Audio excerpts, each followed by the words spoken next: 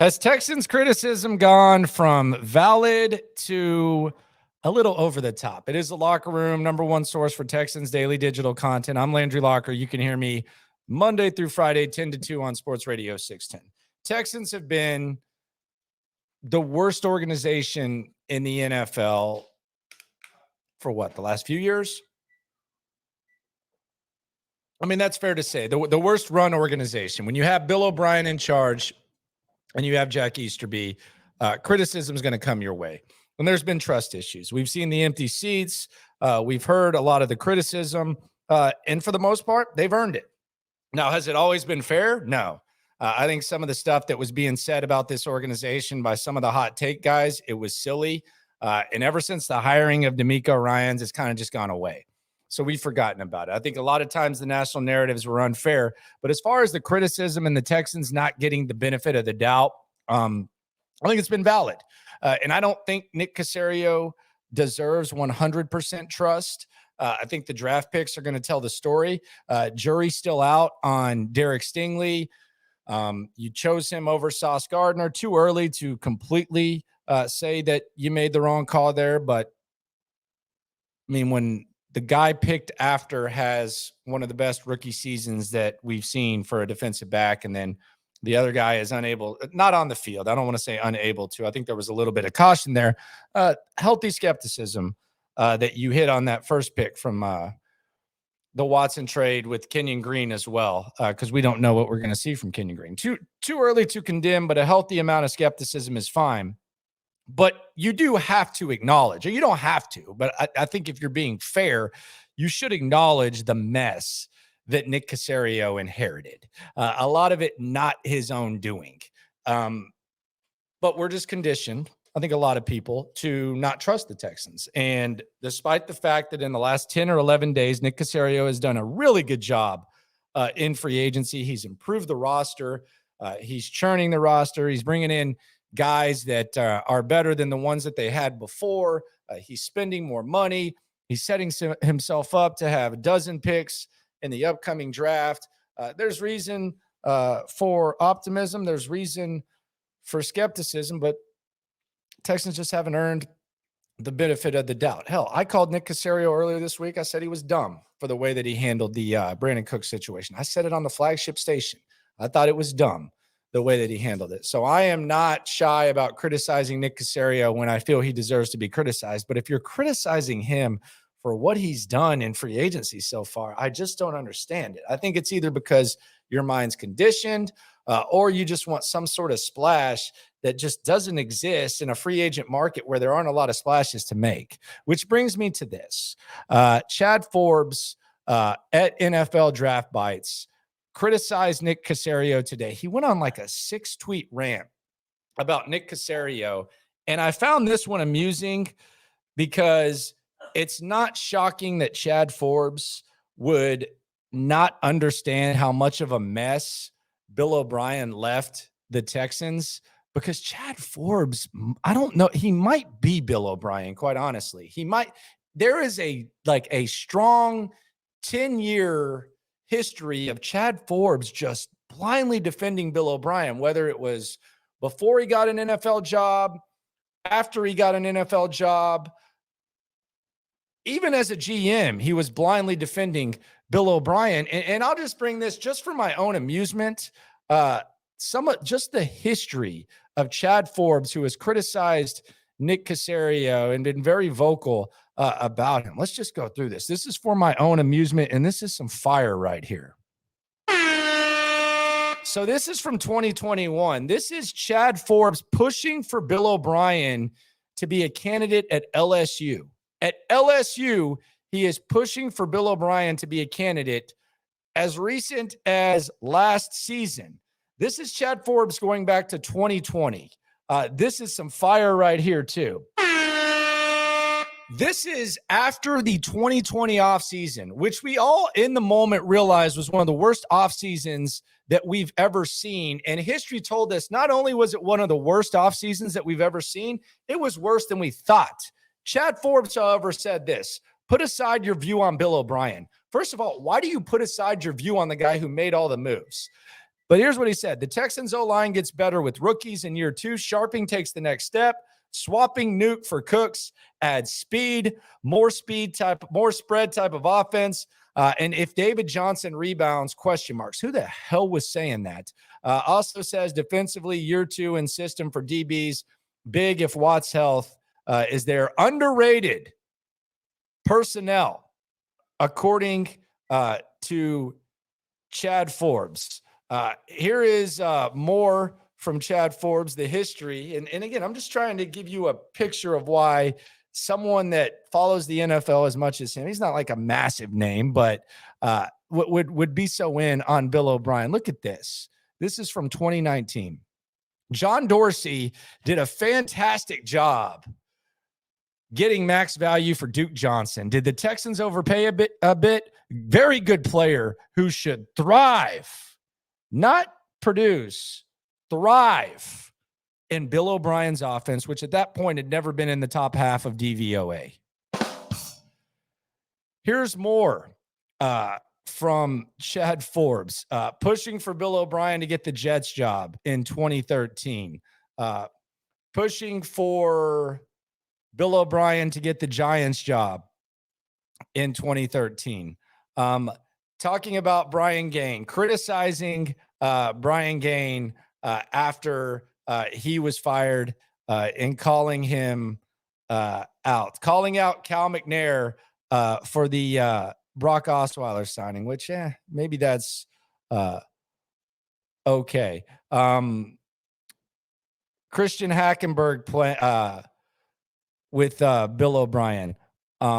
Calling out Rick Smith for poor drafting. So he's called out Rick Smith. He's called out Brian Gaine. Here's him in 2013 pushing for Bill O'Brien to be the Giants coach. Bill O'Brien would listen on Giants and obviously return to Patriots when Belichick time concludes. Giants would intrigue him. Okay, think about what he just said in 2013. Bill O'Brien would listen to the Giants, and then obviously when Bill Belichick retires, he would come back and take over for Bill Belichick. More Bill O'Brien pushing for him to be the Jets guy, the Jets head coach. Find a competent QB coach, highly coveted. Look at Bill O'Brien, Sean Payton. So he's putting Bill O'Brien and Sean Payton in the same category. Jim Harbaugh, head coach, understands the QB situation. If the Texans beat the Raiders, this is in 2014. If Texans beat Raiders, you'll see why Bill O'Brien's a great young coach and Dennis Allen is not a quality one. This is where it gets really, really interesting with Chad Forbes. And maybe this kind of explains his love for Bill O'Brien. Maybe there's something deeper. For those questioning my source on Bill O'Brien won't leave Penn State, it's a source close to Colleen O'Brien from Plattsburgh.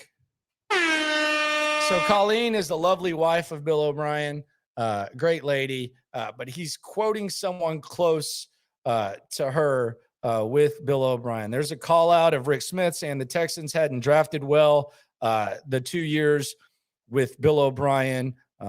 There's more Bill O'Brien power stuff where he's clearly taken Bill O'Brien's place. And here's where it gets really interesting.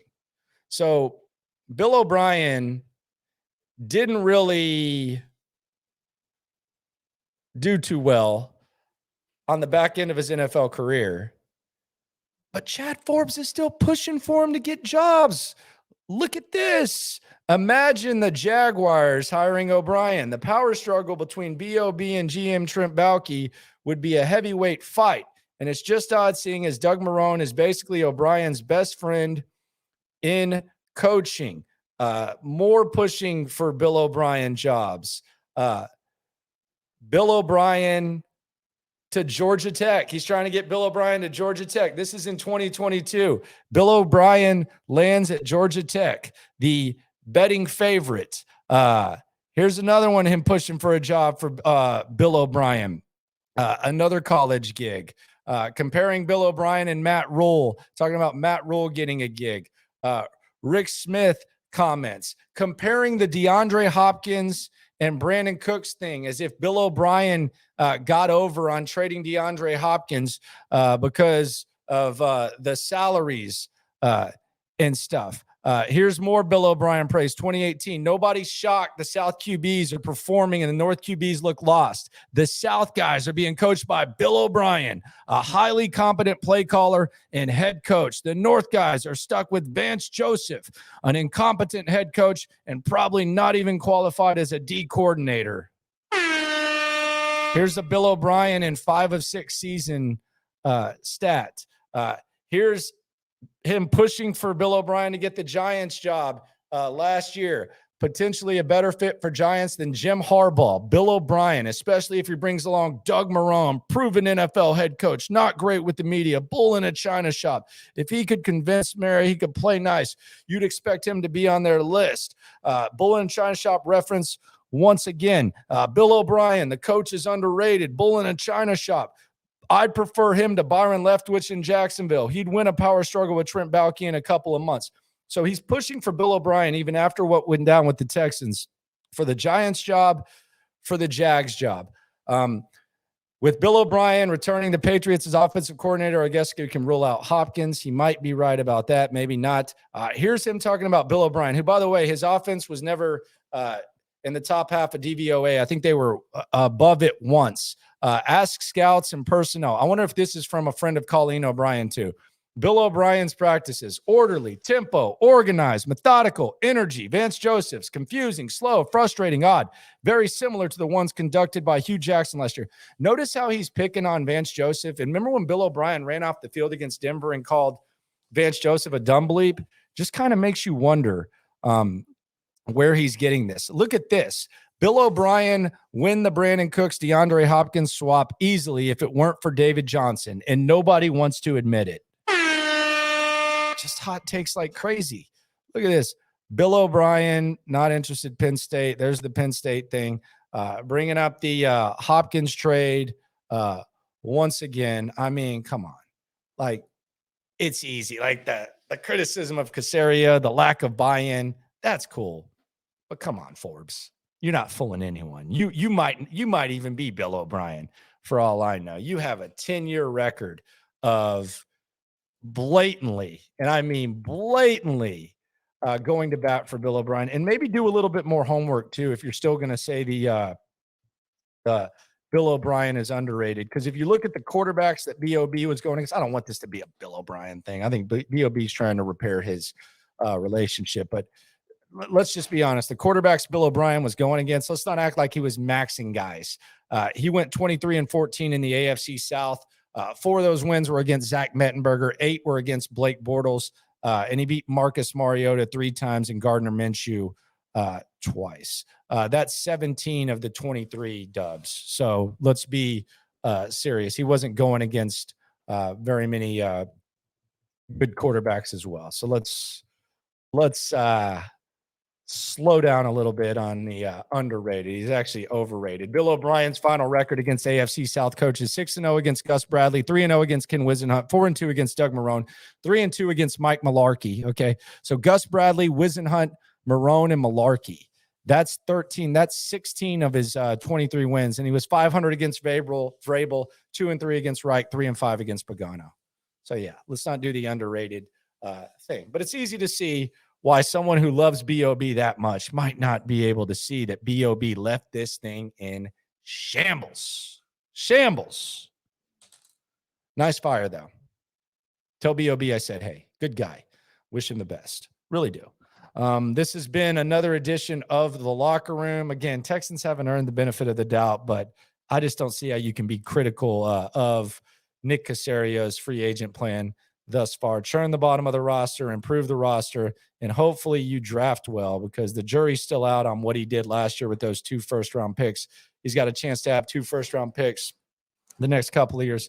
Hopefully he gets it right. If he doesn't, then I'm sure that Chad Forbes will do a victory lap while ignoring that Bill O'Brien had Caserio kind of swimming upstream. No matter what happens, though, when it comes to this Texans thing, when it comes to the criticism, whether it's valid, invalid, whether they've earned the benefit of the doubt or not, when it comes to this Texans game, we are all in this together. Have a good one. Hey, Chad, tell Bill I said